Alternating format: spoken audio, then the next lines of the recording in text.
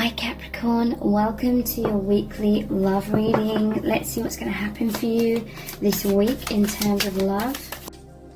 The Four of Cups, the Two of Pentacles, the Seven of Pentacles in reverse, the Three of Swords, the Eight of Cups. So, a fantasy is unrealistic. A grounded reality cannot manifest out of such illusion. So, for some of you, there may have been distance between you both, and so there was a lot of time for overthinking things.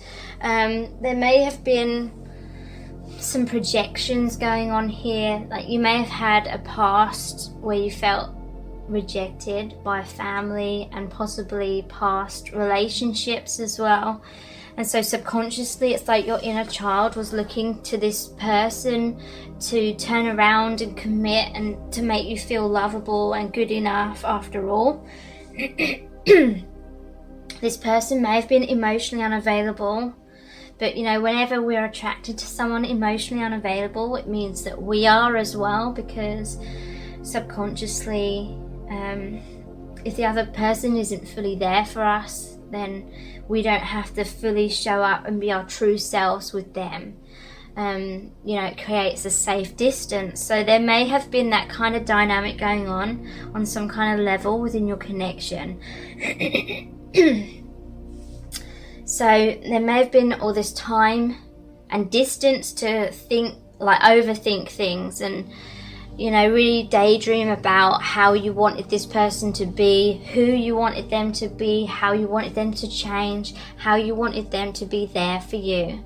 And you know, our subconscious mind doesn't know what is real and what isn't real. So whatever you're thinking about is what your subconscious mind believes is real. So for some of you, when you were daydreaming about this person so much, the subconscious mind may have started to believe that that was what was actually happening within your connection, but the reality may have been really different. Like, in reality, you may not have been together, or you may not even, you know, talk that much to this person, or this person may be disrespecting you, or they were looking in a different direction, they weren't committing to you, or things like that. And so you may have really believed that you were meant to be with this person, but I feel like there was a lot of fantasy going on here, and it wasn't manifesting because that fantasy was like out of touch or out of alignment with the reality of the situation, the reality of what was going on. It was your choice to become an unhealthy martyr. I don't remember ever agreeing to disrespect myself in the same way. So I feel like a lot of you gave and gave and gave to this relationship, especially with this Eight of Pentacles in reverse as well. You're putting in a lot of time and effort into this connection, but in reverse it's like it wasn't paying off. It wasn't creating a balance, because this is an 8, which is the infinity symbol, so it's like a mirror, but in reverse it was like it wasn't mirroring back to you, it wasn't being reciprocated back to you, is what I'm feeling. You know, all this effort that you were putting in, and so some of you did become a martyr in terms of totally burning yourself out, feeling like you had to put in so much work just to keep this relationship or this situationship going. You felt like it's like both of you were in a rowing boat, but you were the only one that was rowing. And you know, you were afraid that if you stopped rowing, then this other person wouldn't start rowing, and so the boat would just stop. Your relationship would just stop. For some of you, that is what happened. This person felt as though you were totally giving up yourself to try and impress them, to try and convince them to commit to you. And this person, you know, wasn't going to do that in return. They didn't want to completely give themselves up, or be a martyr to make it work with you, especially if they felt like you were putting in all the work and effort anyway. They felt like they didn't need to put in any time and effort.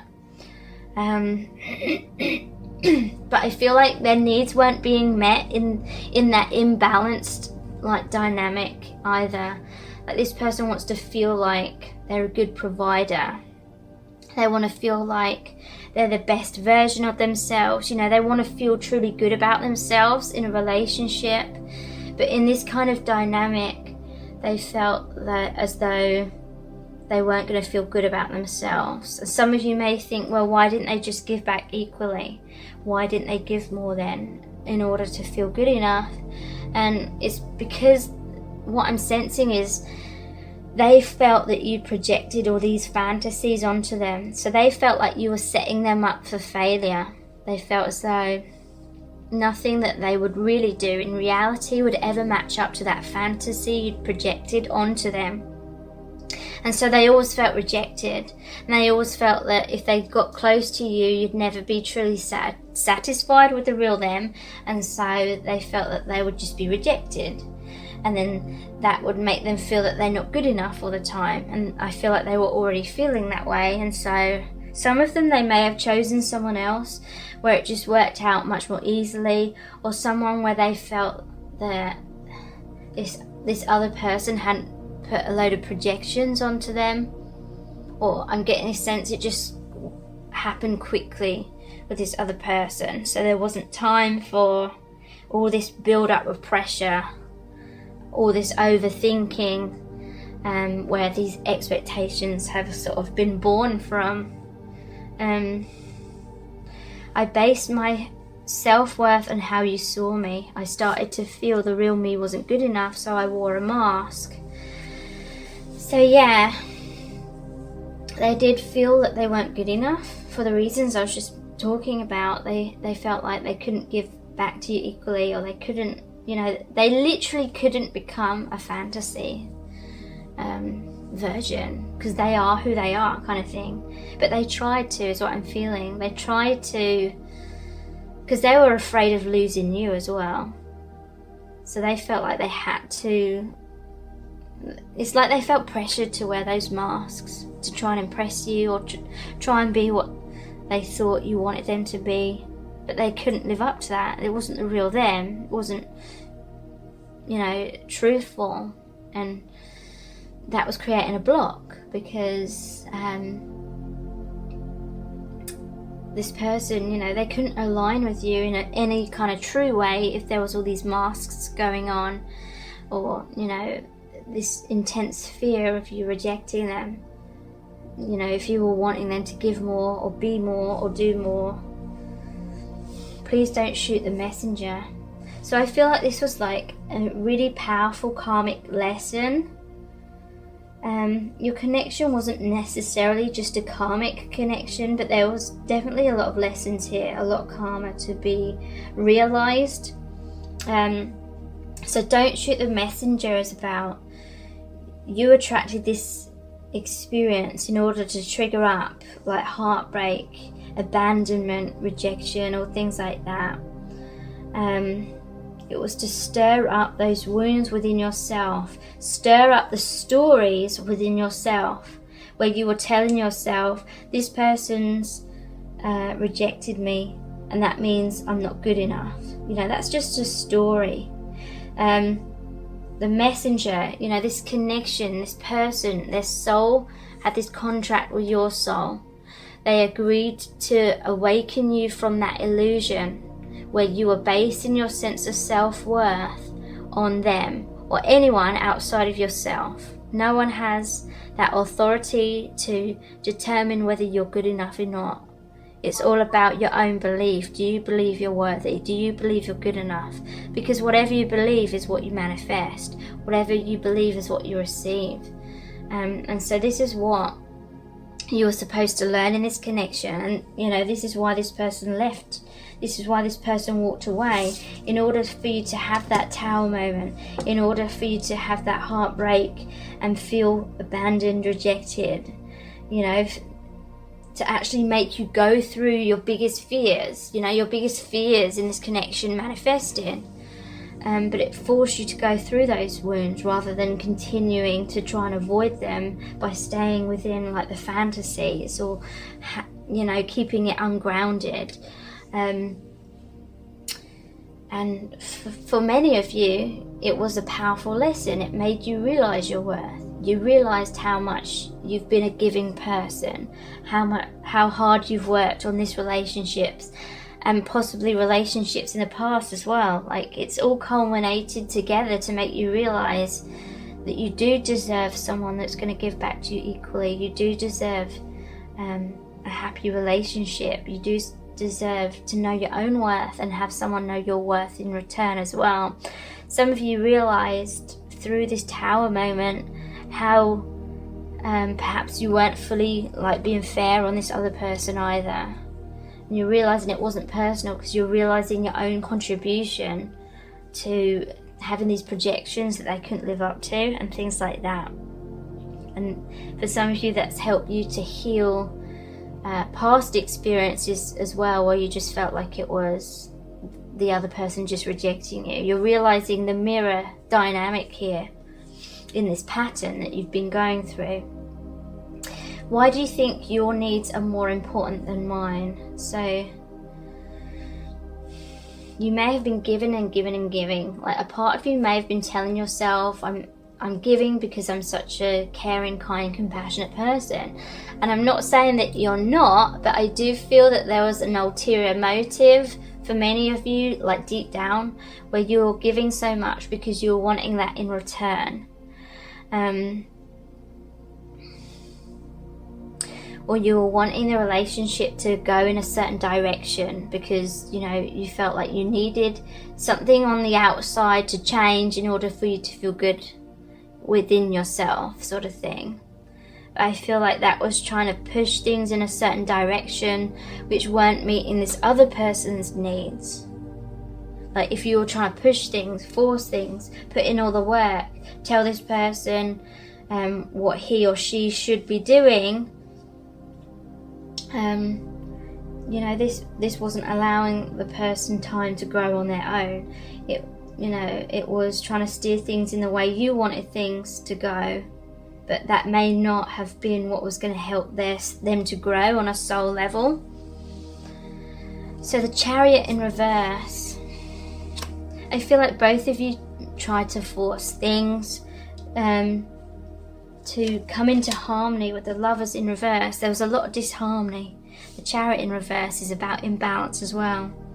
So there's kind of like this rash energy, impulsive energy. Perhaps you both tried to make things work, but there was a lot of chaos going on within.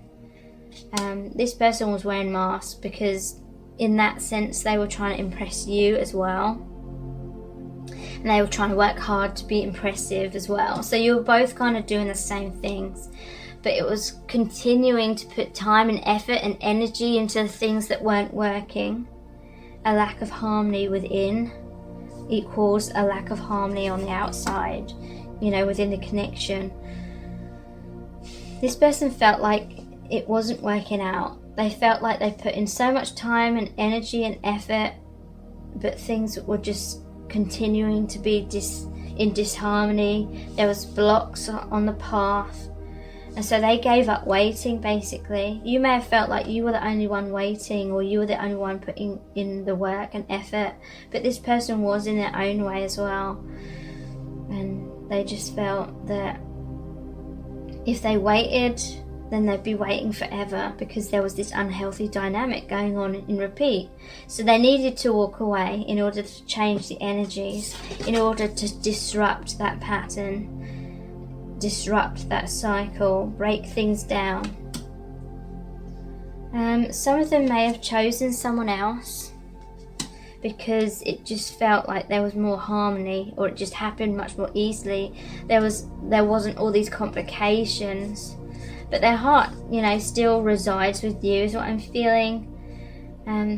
They feel this deep love for you because even though they may be with someone else, they're still thinking about you. They feel like,